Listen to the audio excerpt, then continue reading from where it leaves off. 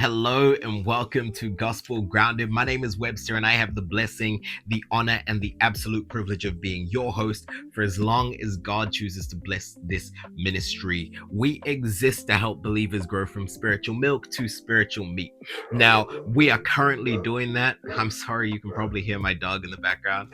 We are currently doing that by building a daily habit of reading our Bibles. We read one chapter a day every Monday through Friday, and on Saturdays and on Sundays we chill with our families and at our local churches. Yes, our local families. But if you've missed the Gospel of Matthew, there's a link in the description for that.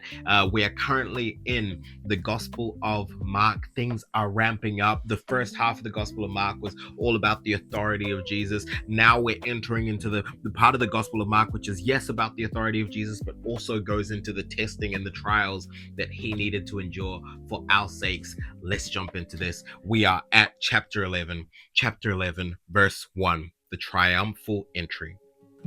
Now, when they drew near to Jerusalem, to Bethphage and Bethany, at the Mount of Olives, Jesus sent two of his disciples and said to them, "Go into the village in front of you, and immediately as you enter it, you will find a colt tied, on which no one has ever sat. Untie it and bring it. If anyone says to you, 'Why are you doing this?' say, 'The Lord has need of it, and will send it back here immediately.'" And they went away and found a colt tied at a door outside of the street, and they untied it. And some of those standing there said to them, "What are you doing, untying the colt?" And they told them what Jesus had said, and they let them go. And they brought the colt to Jesus and threw their cloaks on it, and he sat on it. And many spread their cloaks on the road, and others spread leafy branches that they had cut from the fields. And those who went before and those who followed were shouting, "Hosanna! Blessed is he who comes in the name of the Lord. Blessed is the coming kingdom of our father David. Hosanna in the highest." And he entered Jerusalem and went into the temple. And when he had looked around at everything, as it was already late, he went out to Bethany with the 12.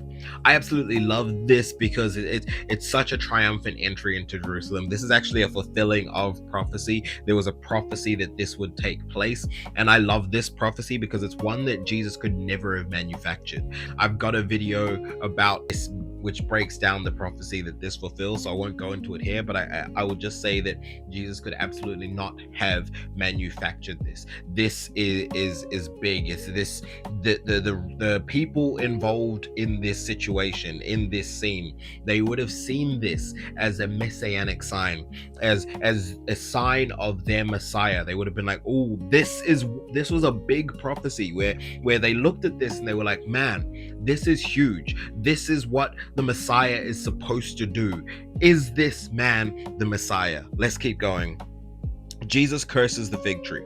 On the following day, when they came from Bethany, he was hungry. And seeing in the distance a fig tree in leaf, he went to see if he could find anything on it.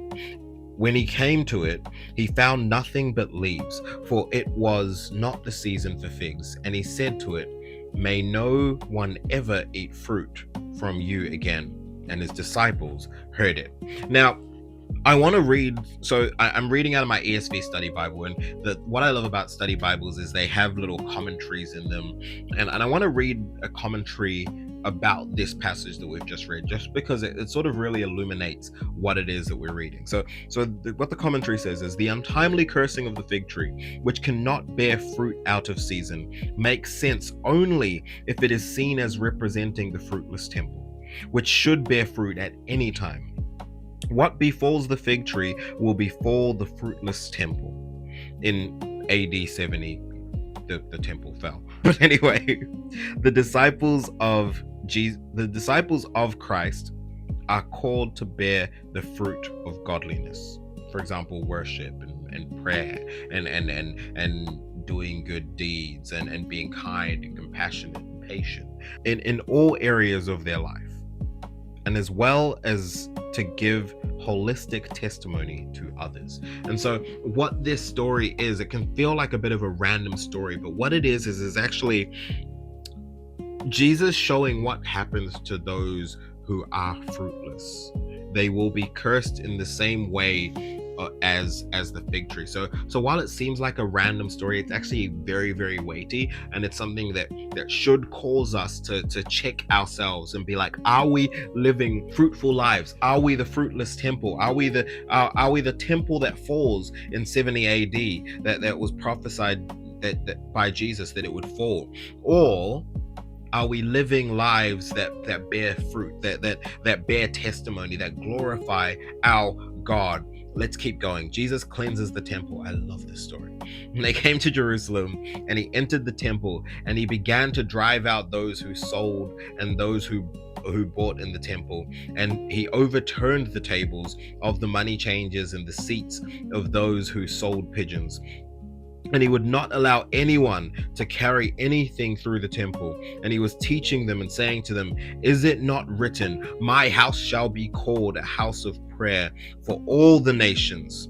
But you have made it a den of robbers. And the chief priests and scribes heard it, and they were seeking a way to destroy him, for they feared him, because all the crowd was astonished at his teaching. And when evening came, they went out to the city. I love this story because Jesus gets gangster. I don't get me wrong, I absolutely love the whole loving, patient, kind Jesus, absolutely. But I love this side of Jesus that's like, yeah, I'm God, I am love, but I ain't soft, bro. And he goes and he just flips tables and he just lays down the law on the Pharisees and the scribes. And it says here that they were seeking a way to destroy him because they feared him. And I think that's something we need to understand about this Christian walk. When the enemy comes against us, it's because he fears us. It's not because you're weak. If you're under a lot of spiritual attack right now, it's not because you're weak. It's not because you've done something to sort of, well, I mean, look, we can make decisions, but it's not because you've necessarily done something to impact your life in a negative way. It can often simply be just because he fears you. He fears you growing closer to Jesus, because the more closer we grow to Jesus, the more like him we become. And the more like him we become, the more we fulfill our God purpose. The more we fulfill our God purpose, the more we glorify the King of Kings and Lord of Lords. And that, my friend, is what you and I are placed on this earth to do. Let's keep going. The lesson from the withered fig tree.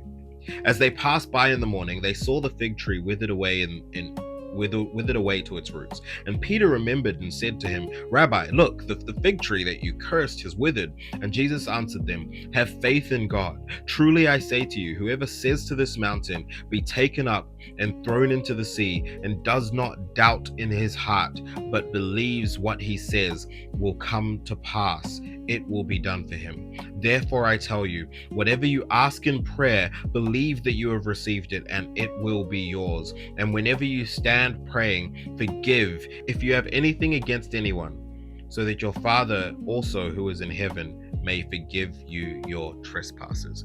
Now, a couple things I want to touch base on this. The first is, do you remember last week when we were talking about the passage where the Father's like, Lord, I believe, but help my unbelief? This is what should come to our mind, I think, when we read this. This is a tricky one because we have all prayed prayers that have not been answered. But Jesus is being quite blunt here. Let's go back. Have faith in God. Truly I say to you, whoever says to this mountain, be taken up and thrown into the sea, and does not doubt in his heart, but believes what he says will come to pass, it will be done for him. Therefore I tell you, whatever you ask in prayer, believe that you have received it, and it will be yours. Jesus is not mincing his words here, and he really says that, and does not doubt in his heart. I think that when we ask God for something, when we come to him in faith and we say, Lord, I really just need your help. I need this, whatever this is. I need this, fill in the blank. right? Whenever we do that, I think what we should also be doing is saying, Lord, I believe, but help my unbelief. And I think when we do that, we get given a supernatural kind of faith. The Holy Spirit is able to give us the gift of faith. And I think that that is one of the most important gifts that we can ask for. Like there's all these gifts that have really like obvious manifestations. And don't get me wrong, those obvious manifestations are great. But I think when we ask for the gift of faith, there's so much power in that. And I think we should be asking for the gift of faith, because that is where it can help our unbelief, it can help our doubt, and we can see more prayers come into fruition. So I just want to encourage you to ask for the gift of faith. I think this might be our last passage for today. Let's get into this chapter 27 verse 27 of chapter 11, the authority of Jesus challenged. And they came again to Jerusalem. And as he was walking in the temple, the chief priests and the scribes and the elders came to him, and they said to him, "By what authority are you doing these things? Or who gave you this authority to do them?" And Jesus said to them, "I will ask you one question.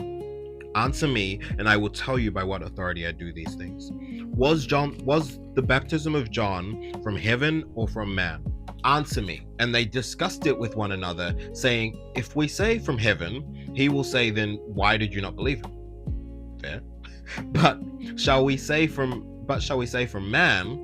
They were afraid of the people, for the people all held that John really was a prophet. So they answered Jesus, "We do not know." And Jesus said to them, "Neither will I tell you by what authority I do these things." Chapter 11 is one of those chapters where, like, if you can imagine, I mean, you don't really have to imagine, you can watch The Chosen. But you can just imagine like an action-packed episode. That's what chapter 11 is.